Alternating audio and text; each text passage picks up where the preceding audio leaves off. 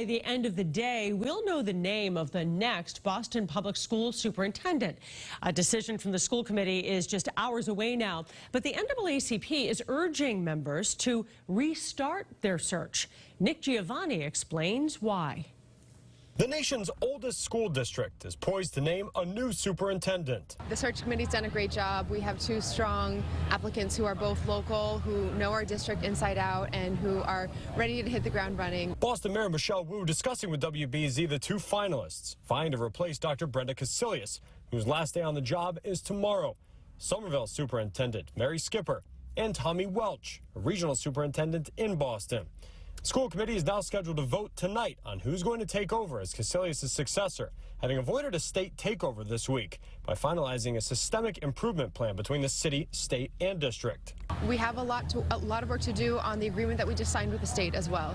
There are some, I think it's almost 40 commitments that have clear timelines and deadlines, and so some of those come up quite quickly. August 15th is one of those first dates, so there's a lot that we're kicking off right away. But ahead of tonight's vote, the head of the NAACP's Boston branch is calling for the school committee to pause the process to ensure the most representative pool of finalists possible now that the threat of receivership appears to be in the rear view. The concerns are not about the individuals, the two individuals who have been presented as finalists. It really is about the process. It cannot be understated how much of an impact the cloud of receivership, potential receivership, hanging over the district, how much of an impact that had on this process.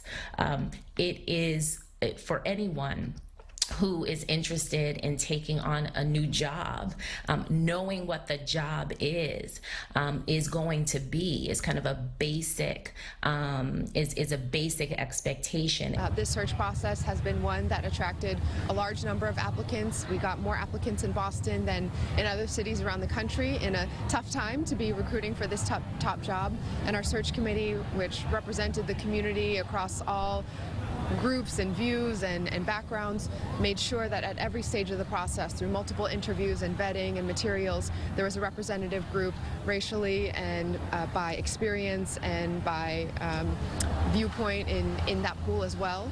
In its job description, BPS says it's looking for a strong educational leader who's committed to addressing issues of equity, coherence, and innovation, and embraces anti-racism as an organizational imperative. Reporting in Boston, Nick Giovanni, WBZ News. Now, in response to this request from the NAACP, the school committee said, quote, "The search and interview process has been fair and comprehensive. We believe that moving forward with the process places the needs of our students at the forefront and is the next best course of action."